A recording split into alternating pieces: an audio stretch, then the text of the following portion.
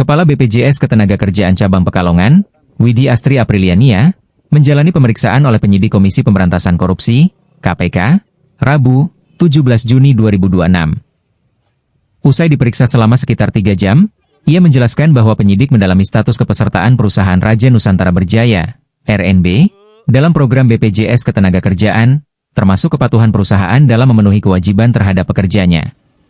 Widi mengatakan, pemeriksaan yang dijalaninya berlangsung sejak sekitar pukul 10.00 waktu Indonesia Barat. Dalam pemeriksaan tersebut, penyidik KPK mengajukan sekitar 10 pertanyaan yang seluruhnya berkaitan dengan kepesertaan RNB di BPJS Ketenagakerjaan. Pertanyaannya tidak banyak, sekitar 10 pertanyaan. Substansinya terkait kepesertaan perusahaan, mulai kapan terdaftar, apakah iurannya dibayarkan secara rutin, hingga kapan status kepesertaannya nonaktif, ujar Widi kepada tribunjateng.com.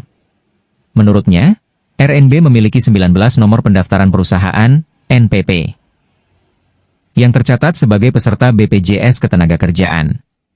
Kepesertaan tersebut berlangsung dalam rentang waktu yang berbeda-beda, mulai tahun 2023, 2024 hingga 2025. Ia menjelaskan, secara umum perusahaan tersebut tercatat cukup patuh dalam menjalankan kewajibannya sebagai pemberi kerja.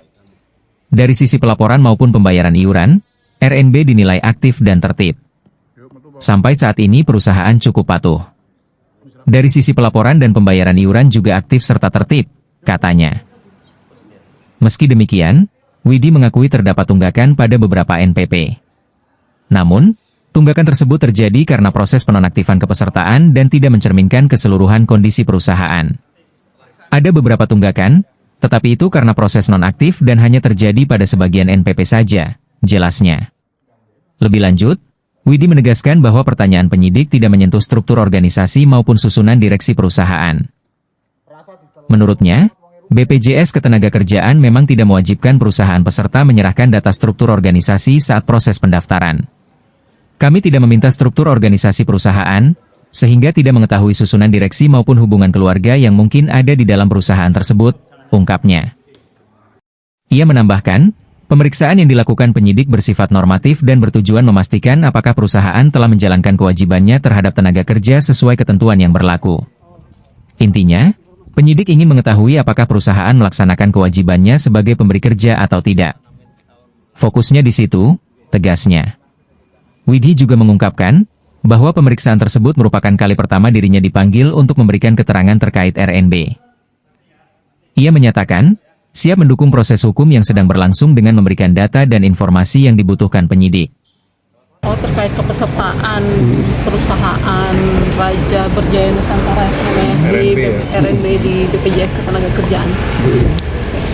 Nggak banyak sih pertanyaannya, cuma sekitar tadi 10 kan? Yang substansif apa ini Bu? Ya terkait kepesertaan aja, terkait pesertanya sejak kapan, kemudian iurannya rutin atau tidak, dan nonaktifnya kapan, cuma itu aja. Saya totalnya nggak hafal, cuman terdaftarnya 9 NPP. 19 NPP. Sejak kapan Ibu? Kapan dari tahun kapan sampai kapan? Macam-macam, ada yang dari tahun 2023, ada dari 2024 dan ada 2025. Ibu baru kali ini dipanggil, baru kali ini. Sebelumnya